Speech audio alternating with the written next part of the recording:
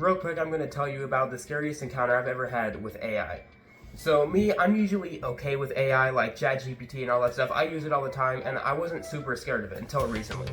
So for the sake of this video, I'm not going to say where I actually live. Let's just say I live in New York, New York. So one day, while I was trying to figure out how to get a baseball game on the TV, I didn't have cable, so I didn't know how to find it. So I was looking for this baseball game, and I asked ChatGPT, what do I have to buy or rent or whatever to watch this baseball game? And he tells me, well, for your specific case in New York, New York, you can do this and blah, blah, blah. And I use a guest account, and on the guest account of ChatGPT, it says it can't remember anything about you. And I never even told it that I lived in New York, New York. So it just somehow knew my location, even though it never asked for it. Not even the app asks for it.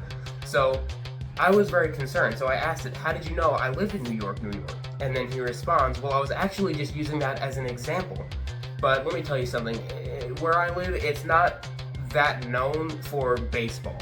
So nobody is going to use where I live as an example as to like how many people are constantly looking for baseball here, because it's just not my area. So I immediately thought, like, this can't be true. Like, why would he just pinpoint my town and city? So I decided to reset ChatGPT, and I was like, you know what? Maybe it was like a coincidence. And I asked it the same question again, and he tells me again, well, if you live in New York, New York, which you do, then here's what you can do to get this baseball game. And I asked it again, how did you know I lived in New York, New York? And suddenly he says, actually, you told me previously. And I just reset the app. And like I said before, if you're on a guest account, it can't remember anything. So first of all, I never told it I lived there. And second of all, it shouldn't remember it even if I did. In fact, he quoted it, and I'll have a picture up, but he quoted it.